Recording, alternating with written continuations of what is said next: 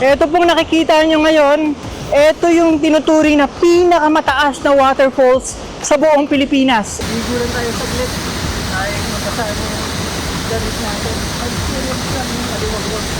Isa palang pangunahing produkto yung saging dito sa Davao Oriental, pati sa Davao de Oro. Isa sa mga napansin ko dito sa Davao region, yung magandang kalsada nila. Mula sa Maynila, pinuntahan ko ang pinakamataas na waterfall sa Pilipinas na makikita sa probinsya ng Davao Oriental. Pagkalapag natin sa Davao City, inumpisahan agad natin ang pag-iikot dito. Dito sa Davao, hindi kompleto yung pagbisita mo kapag hindi nyo natikman yung bulkachong na tinatawag. O ano ba yun? Ito yung bulkachong. 210 pesos. Isang ganyan. Tapos, meron sila ditong aircon na parang restaurant. Tapos meron din yung open lang. Dito na tayo sa labas. Nagmotor lang tayo. Tara, try natin to. Medyo may konting asim siya, pero hindi siya sinigang eh.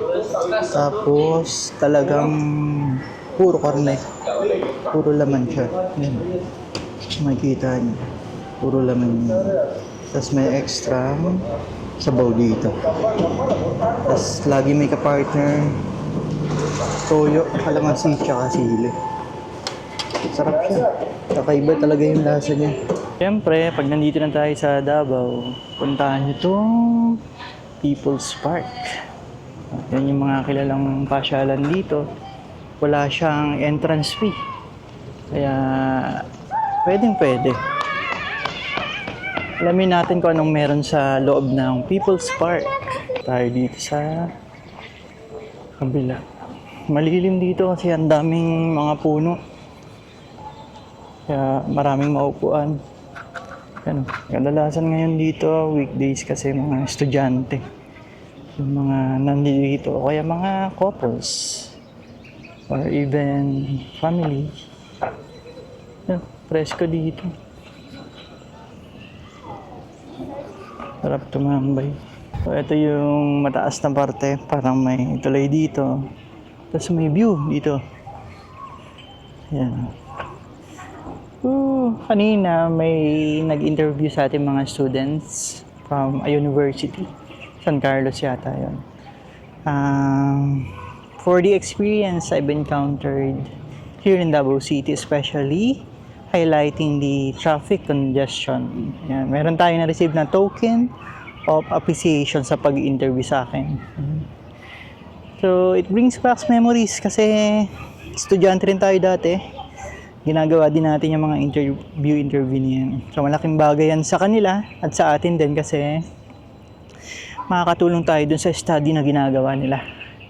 At the same time, sa atin naman as tourists, yun nga, yung insight natin, na-share din natin dun sa mga students at dun sa mga kung sino man yung viewers or readers na makakita ng study nila. Yan. Maliban dyan, ito, ganda rin dito. Mga bougainvillea. Tapos, ang meron dito sa People's Park, marami siyang mga parang figurine or statua. Then, playground, camping ground, pwede ba dyan? Hindi. Picnic ground siguro, tawag dyan. Yan. Tapos dito, yun, yung mga playground talaga para sa mga kabataan and kids at heart. So maganda rin tong lugar na to kasi at the middle of the city merong parke na mapupuntahan yung mga turista at mga lokal para magpalipas, mag-relax. So yung isa sa mga kilalang tourist spot dito sa Davao City, yung coastal road nila dito. Yan. Hangin dito. Sarap ng hangin, presko. Nag-aantay na lang tayo ng sunset para mag-sightseeing tayo dito. So, masarap magtambay-tambay dito. Ayan o. Diyan lang kayo sa pinaka-edge. Pwedeng magkain-kain. May mga nabibili naman, may mga vendors naman dito na umiikot. pwede din kayo magdala. Basta make sure lang na dalhin niyo yung mga basura na gamit niyo.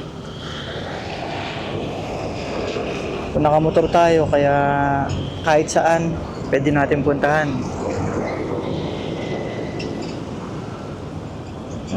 Sarap dito. Preskong hangin at dagat. Yan. Ganda ng eksena dito. Dramatic. Ito si ate. Tapos merong dung pump boat. Banda rito yung yung araw. Yan. So, hindi sakto dito sa Dalampasigan. Pero malay natin, baka kumalat naman, kumulay siya. Masarap siguro mag-jogging dito.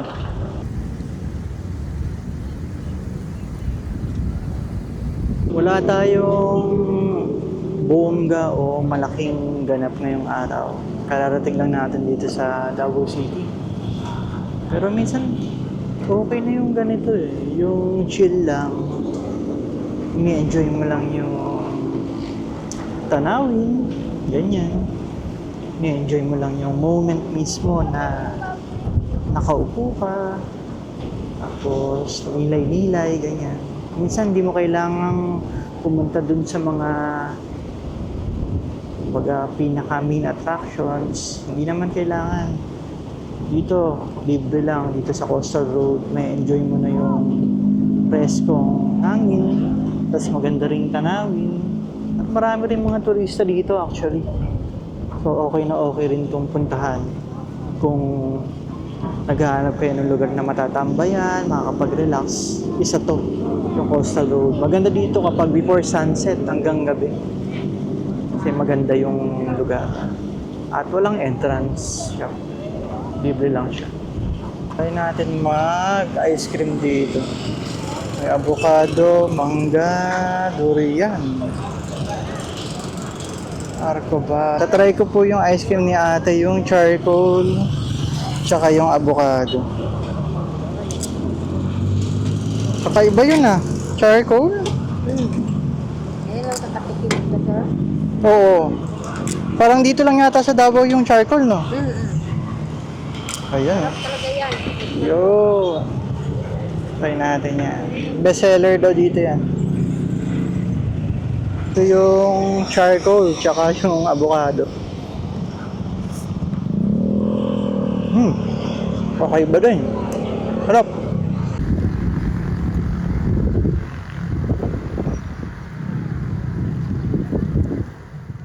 Good morning! Nandito tayo sa Davao City ngayon.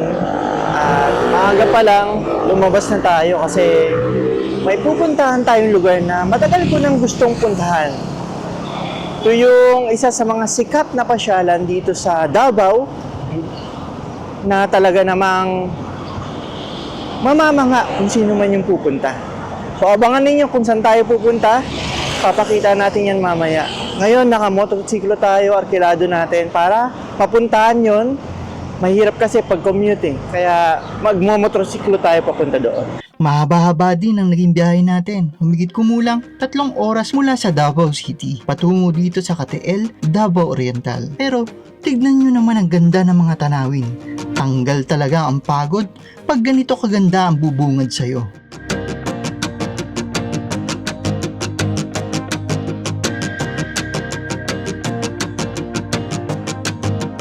Ito pong nakikita nyo ngayon, ito yung tinuturing na pinakamataas na waterfalls sa buong Pilipinas. Ito yung Aliwagwag Falls dito sa KTL, Davao Oriental. So kung makikita nyo dito sa likod ko, yan po yung cascading. 130 cascading tiers, etong Aliwagwag Falls. At yung kabuoang taas nito, umaabot ng mahigit 1,000 feet yung pinakataas nito. Kaya naman, kung titingnan yan, mula doon sa pinakataas, talagang mamamangha kayo dahil napakataas nito. Napakaganda ng tubig, napakalinis, medyo kulay green, kulay blue. Napakaganda. Ayan, papakita ko sa inyo kung gaano kaganda yung Aliwagwag Waterfalls. Ayan oh. Ayan. Yan yung waterfalls. Grabe nga naman. Yan, nilayo muna natin. Ito naman yung Aliwagwag Bridge. Bawal po mag picture taking dyan kasi medyo delikado po. Ayan, oh. Ayan siya. Woo.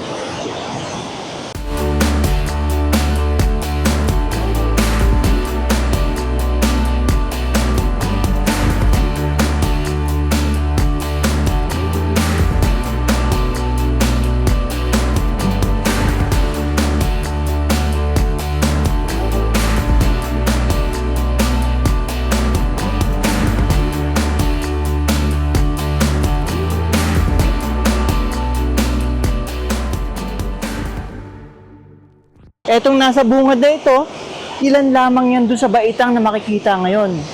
Ang kabuuang taas ng Aliwagwag Falls ay nasa higit 1,000 feet. So biruin nyo yun, ganun siya kataas. Hindi man siya tuloy-tuloy, gaya ng mga nakita natin sa parte ng Mindanao, ang Maria Cristina Falls, at iba pang matataas na waterfall sa Pinas. Hindi siya isang buong cascade, kundi bai-baitang. Pero kung i-add natin, yung pinakataas doon, umaabot siya ng 1,000 feet, 1,110 feet to be exact. Ganun siya kataas.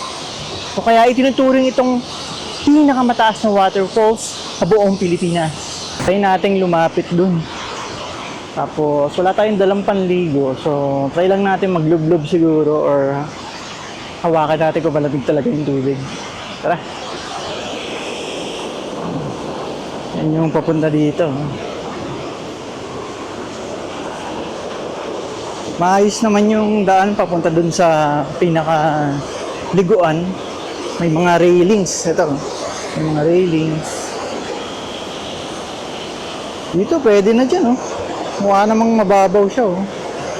Doon medyo delikado kasi malakas yung agos doon. Doon, lalo na doon. Bawal yan. Hindi naman bawal, pero as much as possible, wag nang pumunta doon kasi malakas yung tubig doon, oh. Baka ano rin kayo dyan. Although meron naman kanina si tatay, nakita ako sa unahan. Nag-aabang siya doon. Hindi naman nag-aabang. Titingin-tingin siya para sa kaligtasan ng mga turista. Siguro magre-remind yan kapag pumunta yung turista doon sa bawal na parte. Yan. Doon. Sino? Afternoon. Malamig? Malamig. Malamig? Ako. Malamig. Malamig. Ayan. Taga rito lang kayo? Oo. Ayan. Mga taga Katiel, Davao Oriental. Kaibigan. Yun. Malamig daw yung tubig. Tingnan natin. Ito, oh. Ito na yun, yung paliguan. Doon pa, banda dun pa sa taas. Yung paliguan. Puntahan natin.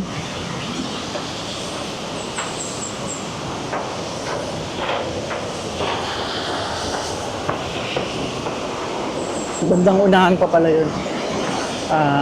Ito, may bridge din pero sarado na. Yan, oh. May harang na dito.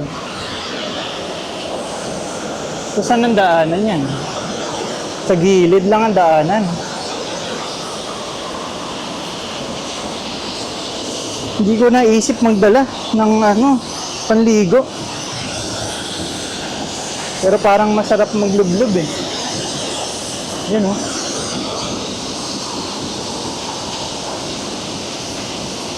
So, ito na yung pinakaparte ng Aliwagwag Falls. Ito, pwede tayo maligo dyan. Pwede tayo maligo dyan. Ito, ang lakas ng tubig dito, oh. Ganda. Woo! Woo! Ganda dito.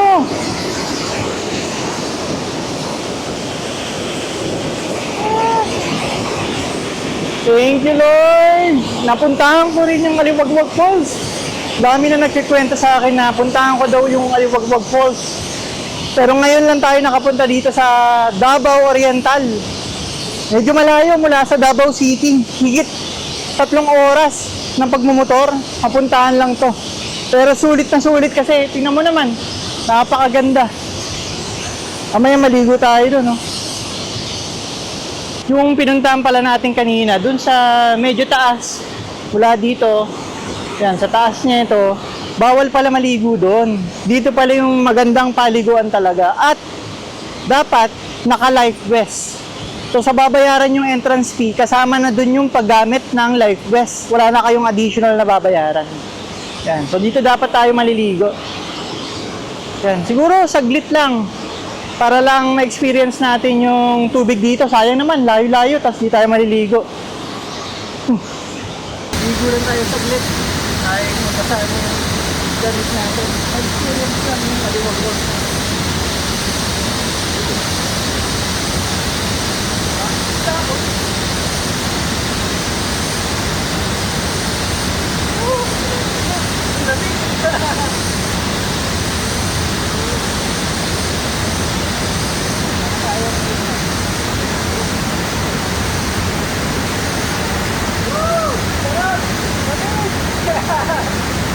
Tayo lang dito, malis na yung kanina mga dito. So, enjoy natin yung lamig na. Wag. Stay here now, ain't gonna keep it low. Now, if you wanna go, let's go. Let's wrap it up and hit the road. I just got an awesome vibe, striking the winner post now. Liberty's on my mind, we've taken off, we've left the ground. You gotta understand that we get one chance, one chance. You will never regret the things that we'll do. 'Cause I wanna drive through the summer night. And when we are old and gray, we'll look back at this summer night. The summer night, the summer night. Sleeping in the back of a Pag pupunta kayo dito sa Aliwagwag Falls, may mga souvenir shop dito, gaya nito. Sila ate, mga damit, ref magnet, keychain, t-shirt, short, sombrero at marami pang iba. Yan. Tapos ito, tuwing October daw, mga kainan to. Pero marami daw nasira nung last year, nung malakas yung lindol dito sa Katiil. Yan. Tapos dito sa unahan, ito na yung mga tindahan ng mga snacks. Wala nagbebenta dito ng mga kanin, puro merienda lang. Yan, dito. Tapos yun na, sa bandang unahan yung Aliwagwag Falls. Yan ang mga nakamotor. Bukas ang Aliwagwag Falls mula Tuesday hanggang Sunday from 6 a.m. to 4 p.m. at sarado po sila sa araw ng Lunes. 50 pesos lang ang entrance fee dito at discounted price naman para sa mga senior at children ages 10 to 14 at free para sa mga batang 10 years old and below. Pagkatapos nating maligo, saglit lang ay nagmotor na ulit tayo pabalik ng Davao City. Huminto muna tayo dito sa Yachts Kapihan. Ito, medyo gutom na tayo. Galing tayo sa Aliwagwag Falls. Kung may kanin, kain tayo ng lunch, late lunch. Kung wala, merienda lang tayo. Bago tayo dumiretso ulit pabalik ng Davao City. Ganda ng view dito. Ayan o. Yan palang bundok na yan, yung tinatawag nila sa lokal na pangalan, Mount Tambuyong. Ayan o. Nakita natin yan habang nagmamotor tayo kanina. Ganda. Kaya naisipan kong dito rin kumain para ma-enjoy natin yung view dito. Mahangin dito. Medyo umuulap pero sana wag namang umulan kasi malayo-layo pa to sa Davao City. Bugot, nagmahal, nasaktan, nagkapihan, naka-move on. Ayos. Yan. Ganda oh. Malawak pala to. May mga, mamaya tatanong natin, parang may mga matutuluyan dito eh. Pababa. Ganda ng lugar nila. Yan. Yachts Kapihan. Malawak to. Maraming mapapwestuhan. Siguro pag weekend, maraming tao dito. At malamig din siguro dito sa umaga. Kasi ngayon palang tanghali, mahangin na. Oh. Paano pa kapag sa umaga, sunrise, ganyan. So, andito tayo ngayon sa Yachts Kapihan, dito sa Compostela, Davao de Oro. So, napahinto tayo dito kasi ang ganda ng view na nakikita natin, lalong-lalo na itong kabundukan. Yung isang yon, yung pala yung tinatawag na Mount Tambuyong. So, kakain tayo dito, magla-lunch tayo, at pwede pala dito mag-overnight. Merong dong parang rooms, 2 room siya, good for 4 to 6 person, 1,500 lang. Yan. So, pakita ko muna sa inyo kung gaano kaganda to, pati yung lugar ng Yachts Kapihan, papakita natin. Yan o.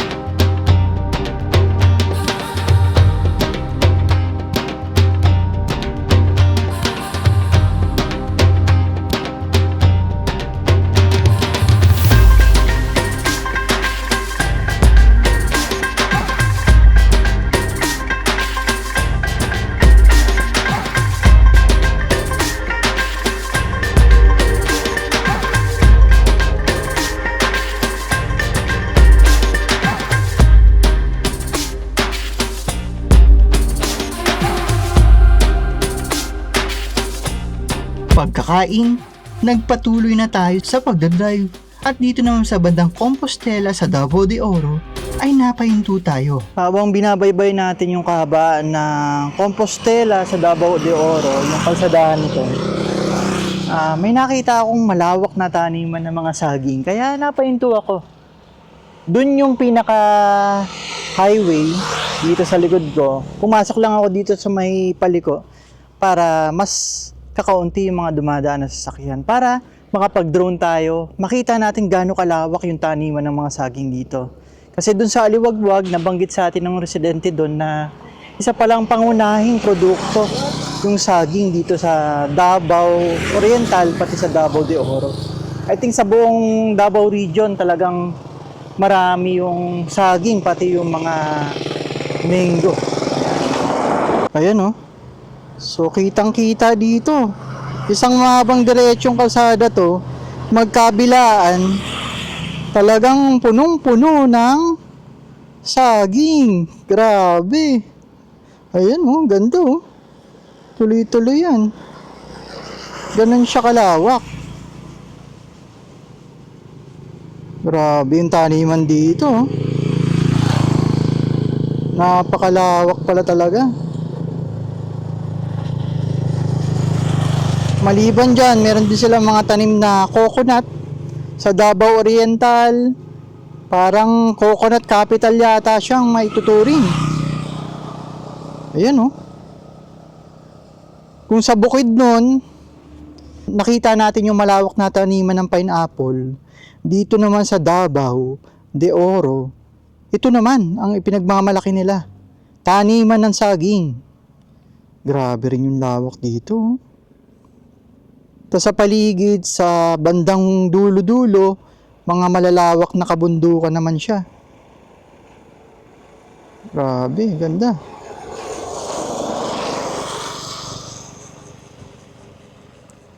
Kaya naman pala. Buti na lang, uminto tayo dito. Nakita natin kung gaano kalawak yung taniman. Hekta-hektare yan, oh. Grabe yung lawak nito. Oh. Yan. Tingnan natin ang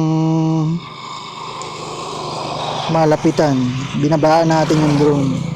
Yung mga naka-plastic dyan, yung kulay blue na plastic, nakabalot yung mga bunga ng saging. So marahil para iwas mapeste, yung mga insekto, ganyan, pati hayop, baka kainin.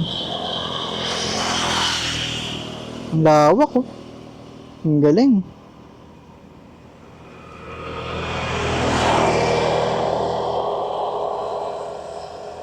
Ang gandang makita yung mga ganitong uri ng taniman. Oh, grabe yun oh. Okay, drive na ulit tayo pabalik para hindi tayo gabihin at aakyat pa tayo ng Mount Apo sa madaling araw. At sa uli, dahil gandang-ganda tayo dito sa kalsadahan ng Tagum City, nagpalipad tayo dito ng drone. Ito ang kapital ng Davao del Norte, na kilala sa tawag na City of Palms. Isa ito sa pinakamagandang highway system o kalsadahan na nakita natin.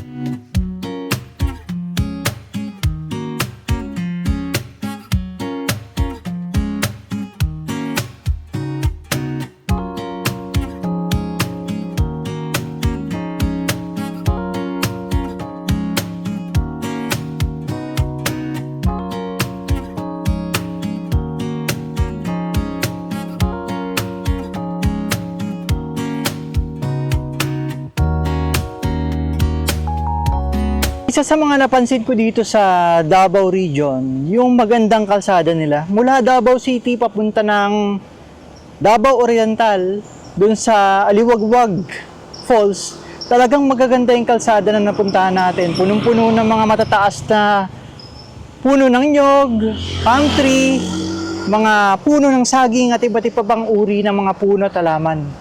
Pati maganda yung kondisyon ng kalsada. May kaunting bako-bako, pero majority ng kalsada nila talagang sementado at patag.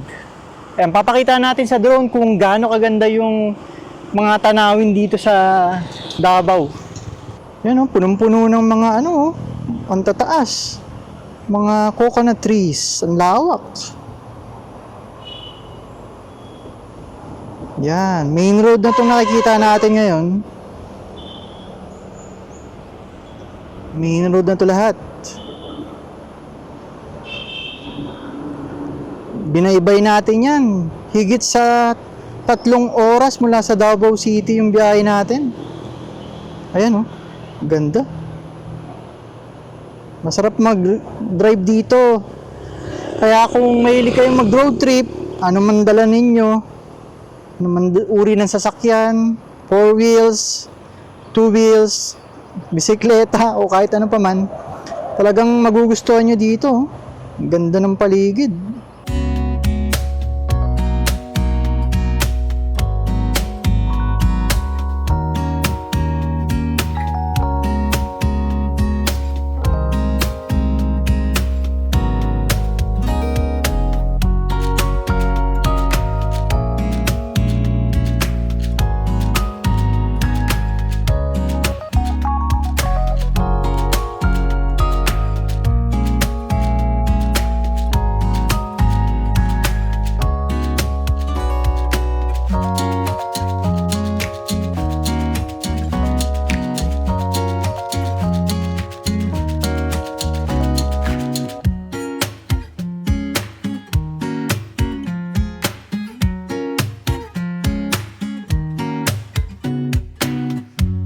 Dito na po nagtatapos ang unang episode ng ating Davao Adventures. Sa susunod na episode ay aakyatin naman natin ang pinakamataas na bundok sa Pilipinas, ang Mount Apo, sa loob ng 3 araw. Kaya abangan ninyo yan. Salamat po sa inyong panonood and see you on our next adventures.